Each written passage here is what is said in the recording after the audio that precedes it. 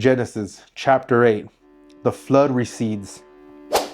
But God remembered Noah and all the wild animals and livestock with him in the boat. He sent a wind to blow across earth, and the flood waters began to recede.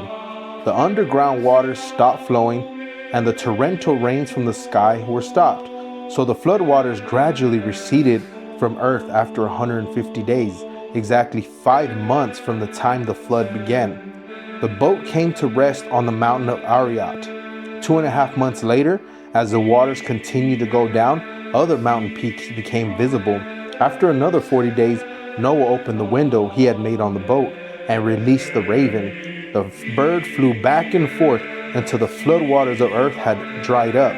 He also released the dove to see if the waters had receded and it could find dry land. But the dove couldn't find no place to land because the water still covered the ground.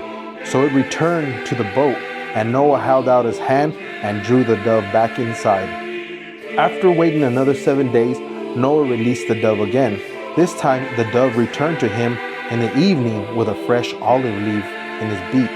Then Noah knew the floods were almost gone. He waited another 7 days, then released the dove again. This time it didn't come back. Noah was 601 years old on the first day of the new year, 10.5 months after the flood began. The flood waters had almost dried up from earth. Noah lifted back the cover of the boat and saw that the surface of the ground was drying. 2 more months went by, and at last earth was dry. Then God said to Noah, "Leave the boat, all of you, you and your wife and your sons and their wives.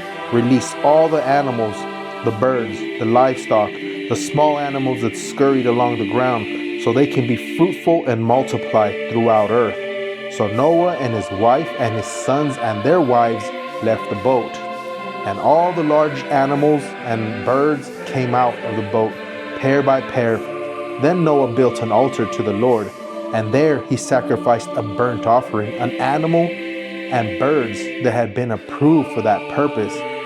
And the Lord was pleased with the aroma of the sacrifice and said to himself, "I will never again curse the ground because of the human race. Even though everything they think or imagine is bent towards evil from childhood, I will never again destroy all living things. As long as earth remains, there will be planting and harvest and cold and heat, summer and winter, day and night." Wow, so powerful, guys. Such an amazing. You guys build your relationship. Build your relationship. This is the living word, guys. Remember to stay in your word every day and build your relationship. I love you guys.